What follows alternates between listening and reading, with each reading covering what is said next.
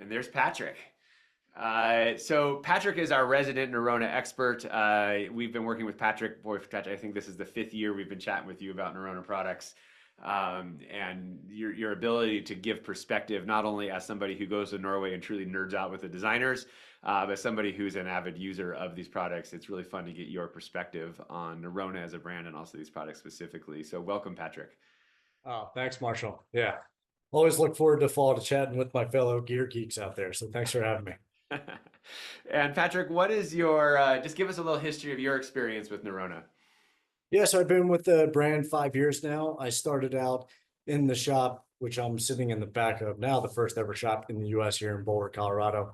If you've ever been here, we're right on the very popular Pearl Street, where there's a lot of other great outdoor brands. It's kind of the Rockies mecca of outdoor retail, in my opinion. And then about 2 years ago, I moved over to the wholesale side. So now I do a little bit of everything. You'll see me at trade shows. I do inside sales. I do dealer services and fun events like this too. Yeah, right. And so you really get out there and you talk to a lot of different folks. I mean, and you come from that retail experience, having managed the Norrøna store in Boulder for so long, right? And you hold that retail experience, which is really useful for us here at the network to be able to share, to talk with you, because you can approach it from that lens. But you're also, just like you said, an avid user, right? Here you are, just getting out after it in various activities. You know, where does your stoke come this time of year for getting outside? Yeah, so we're in the shoulder season out here in Colorado. It's actually been a warmer October, so it's been kind of nice. Usually we get robbed of a fall here in Colorado. It goes from steaming hot to winter right away. So we've had some great 70 and low 80-degree days, and it's still cool in the mornings.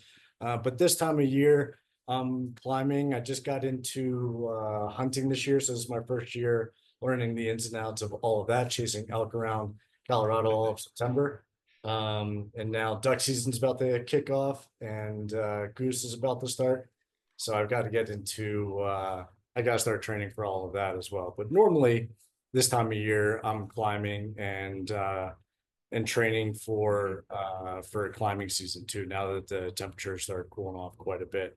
But I'm Get an to try avid some of paddleboarder. that dapper Norrøna hunting gear, right? It's very cool, the hunting gear That's that right. Norrøna Yeah, we makes. do a lot of gore in that collection too. I've Yeah. got some samples right next to me where we do a nice 3-layer jacket, but the exterior face fabric is brushed.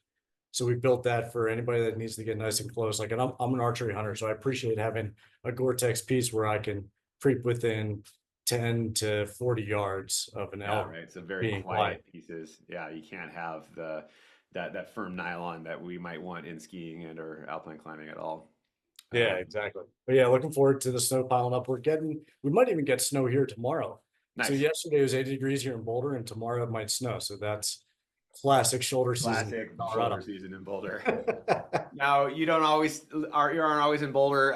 You get to go back to Norway and check in with Norrøna on occasion. Yes. And there's a new facility there that you were able to tour this past time when you went. Tell us about the Norrøna house. Yeah, so it's the same headquarters that we've had for a while, but it's just gotten completely redone. And you'll see that in the video here. But we now have a climbing wall inside. There's a flagship store that got moved in there as well. So it's great that you can walk in, do some shopping, try some gear on, climb the walls, and then you can come out, and then we've got a nice cafe and bar there. And you could probably run into our CEO. So we've been family owned ever since we started way back in 1929, and the same family still owns it. And you can run into the head of RD&D there. You can run into the head of sustainability there, or even our CEO, and you can see all the benches there and the great food and bar there where you can run into them. I really appreciate that as just a fan of the brand, that we are open to the public in that regard. Yeah, it's this facility that you've created that is not only your design center and your innovation center, but also this public interface. So folks can really get close to the brand with Norrøna. And you have a huge impact there in Norway as an absolute key brand. And so, you know, when you go back there, what kind of activities do you get to do? Who do you get to hang with? What do you learn by chatting with folks at Norrøna? Oh, it's a little bit of everything. So my first trip over there, we went mountain biking and sailing. Then I've also skied in Lillehammer at the resort there. which was really enjoyable years ago in January, and skiing in Norway is really interesting. And then we've also had trips like on the Lofoten Islands, which is one of our flagship ski collections that's named after. And day one, we went sea kayaking. Day two, we went surfing. And then the last 3 days, we did ski mountaineering. So it's a little bit of everything. And since each one of our collections is named after a destination in Norway that the products were designed for, it meant a lot for me wearing a Lofoten jacket, splitboarding on Lofoten, and seeing where all these products were inspired by. So that meant a lot to me. And every time I go, it still means something to me. So this past spring, we're at Jotunheimen National Park, and we are part of a high camp festival. So people camp out in the snow, even some cold plungings in the creek there as well. So you can see the pictures there. And then at night, it's party time. So there's a DJ, there's been live bands. So it's fun interacting with Norwegians and fellow Norrøna fans on and off the skin track. And Ben, can you pop up slide 9, this map in Norway? Because as Patrick, you referenced, right, each of these products is inspired by a region. It doesn't mean you can only go to that region to use them, but there is this inspiration of some of the products that, or all of the products that you create, right? So they're named after a particular region. And today we're going to focus in on more of the, no pun intended, the More collection, which is also a region, which does remind me a bit of the kind of maritime environments that we have here in the Northwest where I live, just from where it is and having been in that area. Tell us a bit like how you gain inspiration. Why these different regions and why these different products? It's what we need to get the most out of what we enjoy out there. Yeah. And that's why from my retail days, and I spend a lot of time at REI, and that's where I found out about Norrøna. I saw Chris Mahoney on the call. He taught me everything I need to know about footwear at the Denver REI. But it's kind of the same things that I tried to impart to my staff here at the shop and to our customers is, hey, you go outside to ski, you go outside to run, you go outside to bike or to hike or fish. Those are things you love. So wouldn't you want to do it for longer? Well, we build gear so you can thrive and not only survive, but you can thrive and really enjoy and spend the most amount of time out there. Right. And so that means customizing slightly to the different regions that you might be in, right? If it's more of a, if it's colder area, you're going to want more insulation. If it's more of a maritime environment where things are a little wetter, you're going to need to have a slightly different level of waterproofness in those regions, right? And so I love this concept of customizing for each of this. And Marshall, that's how we got involved with GORE-TEX way back in the 70s. So we were the first brand to bring Gore to Europe. And that was in 1977, our first GORE-TEX jacket. And that's in our Trollveggen collection, which is named after the troll wall. So it's the highest vertical rock base in Europe. And you got to see it yourself, Marshall. I haven't even had that luxury yet. Well, it's the only place I saw in Norway. But yeah, it's an awesome zone for sure out in that for climbing. Although that wall, anybody who would take that on is much bolder than me. Me too. So let's talk about skiing here specifically. And you have several pieces that fall into the ski line, but they're all a little bit differentiated again by this geographical concept, but also from maybe this spectrum that we see here put up on this slide. Where did the More collection fit in relation to some of the other products? Yeah, we needed a little bit more balance to our ski collection. So after each one of these regions, they all have their own personality. So in the top right-hand corner, you can see the Lingen collection, and that's named after the Lingen Alps. And that's on the far north border of the country, and actually borders Russia, believe it or not. And you can even do a sail and ski trip with us. We purchased an adventure outfitter called Vitzer a couple years ago. But that's something that's on my bucket list, is to do a sail and ski trip where you hop off the boat onto the skin track. And so that collection is definitely it's definitely our lightest ski collections, because we meant that to be charging uphill. And so it's going to be lighter. We still use a lot of Gore in that. As a matter of fact, my favorite Gore pants that we do are the Windstopper pants from that collection. And that fits a little bit trimmer, and it's definitely more of that Euro style. So it's very much two-tone bright colors. Then on the other end of that spectrum is our Tomahawk line, and that's more for more intense free riding. The Mhm. pieces are a little bit heavier, although you can definitely torn it. So I've toured in the bibs for many years, but those are also my resort bibs too. And that fits a little bit longer, a little bit baggier, and the style is very distinct too. It actually reminds me of Western US style. It Then does have a little bit of that Western flair to it, doesn't it? It's cool. yeah. Yeah, it's really cool that I crossed the pond in that way. So that has a very distinct style and it's separate from Lincoln. It's going to attract two different customers most of the time, in my experience. Then creeping towards the middle, we have Lofoten, and that's our flagship ski line. And we do insulation, we do a lot of gore in there. And that's our flagship ski collection that most people are familiar with, like our Lofoten GORE-TEX jacket or pro jacket. And that is kind of in the middle in terms of fit, in terms of color. We have a lot of two tones, but we also have a lot of monotones. So to balance that out in terms of fit and color, we brought in the Murder collection. So we just do like the pieces behind me. We just do a cream color. We do an orange. We do black, which is great. And then I'm rocking our, I don't know if you can see the bibs, but I'm rocking the Trooper color, which is kind of like a grayish blue, but it's all just one color. And you can it's definitely more durable than Lingen. So you can definitely use it at the resort. You can definitely use it side country and you can definitely use it back country. So in my opinion, from selling all these ski brands the past 5 years, Marshall, this is our most versatile ski line that I have seen. And it can attract a lot of different customers, not only because the color is kind of right down the middle, the styling is right down the middle, and the fit is right down the middle as well. Yeah, so neither baggy nor tight, kind of right in the middle. And then, yeah, the color inspirations here are definitely, I mean, they're awesome and Yeah. something new, honestly, but it's not as bold as maybe some of the bright greens that we've seen from Norrøna in the past, right? And so these really are a jacket for and pants combo for any skier out there. So let's do what we love to do with you, Patrick, is to run through like a feature set on this. Because you have this concept of loaded minimalism, right? You look at these garments; they look very basic on the outside, and that's that minimalistic look. But then things change as you start to run through the feature sets on these garments. So give us a tour, please. Yeah, so this is the Mora GORE-TEX jacket.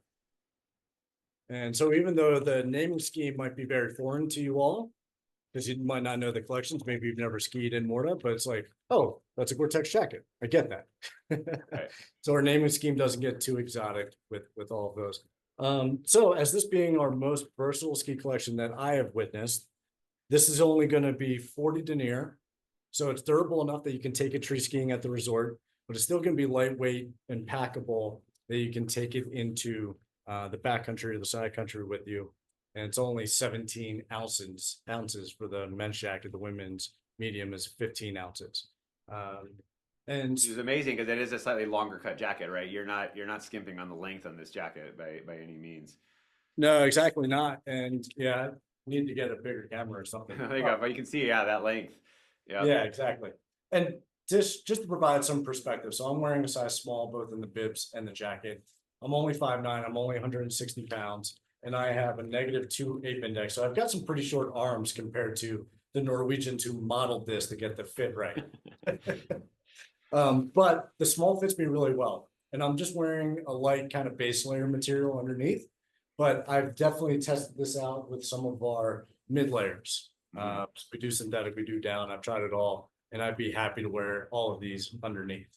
But on the skin track, this is usually what I'm wearing underneath the shell. So in terms of the features, we do a chest vent, which is not uncommon to a lot of the other ski pieces that we do.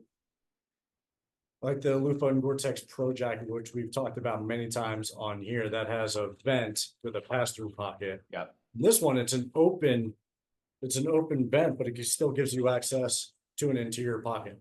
Oh, So cool. it'd be a great spot to throw your beacon, right? Then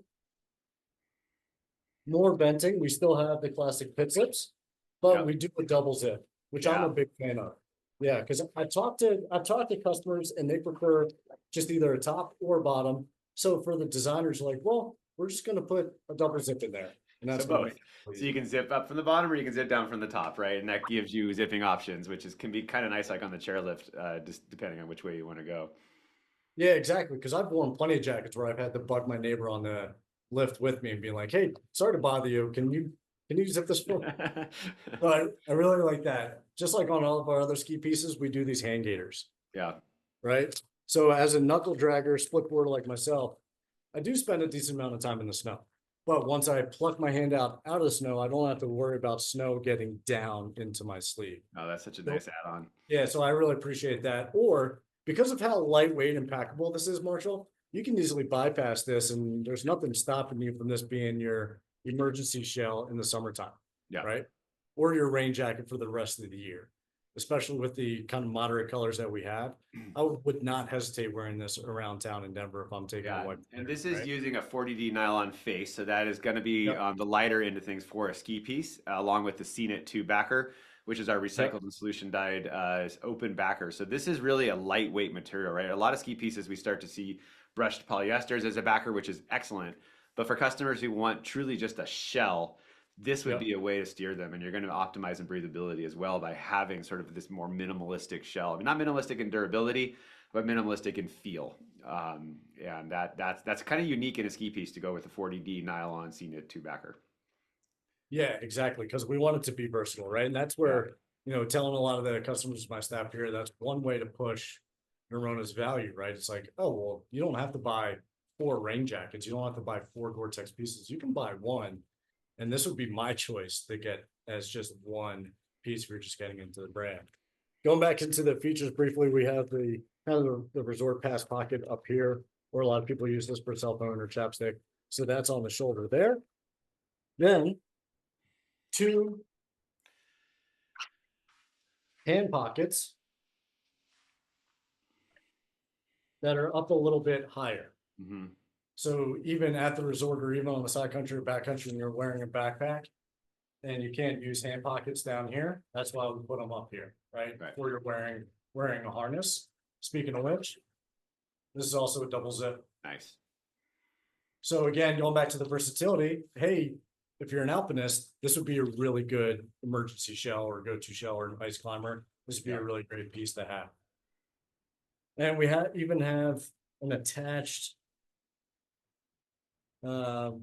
bib here. This one does not zip off like on a lot of the other jackets that we do. Okay. So this one stays, but it's still really lightweight. It still dumps out heat.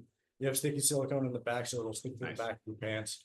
And it can button into some of the other pants that we have. So Okay. I'm wearing the bib, but we also sell this in a GORE-TEX pant. And so that'll snap together and create a cohesive layer all the way through. Yeah, Yeah, if it were a pant, not the bib. Whereas the bib, you wouldn't need that, right? That's why you have a bib. Let's check out the bibs too, Patrick. And this is also, kind of comes as a set. And so here's the, and I notice it's not truly a bib, right? I would call this somewhere in between, right? It's kind of a raised pant. I don't know. What do you call this? Well, yeah, I learned a new term. It's called the salopette, which Okay. I feel bad as somebody that sells outdoor gear. I never heard that term. But I Yeah. go over to Norway, they're like, yeah, it's a salopette. I'm like, well, yeah, what is that? So it doesn't have the big bib pocket, something like the Tamok might have, your Patrick's famous burrito pocket. But then this is going to increase the breathability zone by not having so much material up there.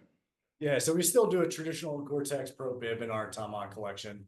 And then for all of our other ski pants, there's a top zipper where you can zip on a bib. You can even zip on a vest, or you combine it with, if you were to zip out the powder skirt, you can make it all one piece. So we have a lot of different ways you can customize. But anyway, coming back to these. So as the salopette, salopette silhouette, sorry, I'm not going to say that too many times. This is going to offer way more breathability, right? So you don't have GORE-TEX coming all the way up to here. This is going to dump out a lot more heat. And then even in the back, we get rid of the face fabric, and it's just the stretchy material here. So you can even dump out way more heat because, if you're on the skin track, you're going to be wearing a backpack. So we don't want to cause too much heat buildup. Right, but it keeps the snow out just like it would in the cuffs in your hand gaiters. Exactly. And these are going to be a little bit beefier than the 40 denier jacket. So we do a 70 by 160 denier bi-weave on these. And you'll see that with a lot of our pieces because your pants are going to take way more damage than your top, right? Yeah. That's what's going to get whacked by trees if you fall. That's usually going to be the first point of contact, unless you're snowboarder, it's usually my shoulder. And that's why I have a grade 3 separation here in my AC joint. But most of the time, your pants take the brunt of it all. So that's why we like make it a little bit more durable. Down at the bottom, we do reinforcement so it doesn't get sliced and diced by your ski edges. And that's a 200 denier Vectrin material Oh, that wow. we use down there. Really? Yeah. Yeah, exactly. Okay, so that's the men's that we've looked at, right? And it comes in some great Yep. colors. Let's pop back into exploring some of the women's colors as well, because they're fantastic. And so here we see the women's colorways, similar feature sets, but in these great colors. I mean, really just nice. I think this is really refreshing from a ski perspective to have these beautiful colors. Yeah, especially having this oatmeal color has been really popular. And one of my to-dos today, Marshall, is I'm still unpacking samples for fall winter 25, 26. And the men are getting, we're calling it a whisper white. Oh, And it looks slick. And then we've done winter twig that came out this year, and it's kind of like a creamier off-white. hmm. That's been really popular as well. So I've been surprised the amount of light colors that we're doing alongside are super bright. Well, it's a good thing all Gore-Tex is machine washable, and as you Yes. should wash it frequently. The more you wash it, the better, and in a regular machine, and then of course dry it as well. We find that the heat from the dryer is almost as important as washing it for maintaining the DWR. So it's a good thing with these lighter colors that you can go out, use them, get them a little dirty, go home and wash them as you should, which is cool. Exactly. Yeah, it's a great conversation to have because that's been a lot of the first comments from people like, "Oh, aren't I going to get this dirty?" It's like, yeah, don't you get your other clothes dirty too? Yeah, no, right? Wash Yes, and wash it. So them. yeah, and making it really easy. And if anything, we just want folks to wash their garments more, especially with the new C0 DWRs that are on there, which we've talked about quite a bit on this network. Yeah, get rid of Um, that rumor that you don't wash your Gore-Tex, right? yeah, no, that rumor is gone. Well, it's not gone, but we need to dispel it. That's Um, right. Patrick, as we wrap up, I always like to throw out one thing to you, your Patrick's pick. Sometimes you find a slightly obscure piece in the Norrøna line and get us stoked on it. So, is there anything, a Gore-Tex piece that you can kind of dive us into, something relatively unique? Yeah, it's one from our trail running line. I actually have it right here. Especially with the zipper here on the wrist, so you can access your watch. I've used this a ton of times on the skin track while split board. Yeah. Yeah. Yeah, and this is super lightweight and packable. We only use a 20 denier on this one, but it's also only 11 ounces. Wow. So this has been my travel rain piece. Yeah, right. Um, and it's been my emergency layer when I backpack and when I've hunted this past fall. So this comes with me pretty much everywhere.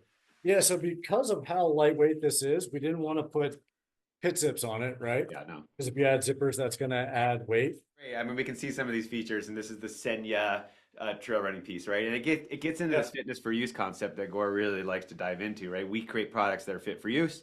So you're selecting a 20D, very lightweight face fabric, and something in the maximum yeah, breathability, and then you all build these amazing features into it. Yeah, even things like that. Which are allowed in a piece like trail running, right? We wouldn't allow that in something for extreme and extended use. That wouldn't pass the rain room test, yeah, but it certainly can pass the rain room test from a trail running perspective, which is a different test. Um, exactly. and Yeah, adding in these cool fit for use capabilities. I really love the watch zipper, right? Because that's always like, ooh, where do I put my watch, on the outside and the inside? And this way, I don't have to think about it. It's pretty cool. yeah, That is a slick little detail added into there. yeah. So this comes with me everywhere. Yeah, I can imagine.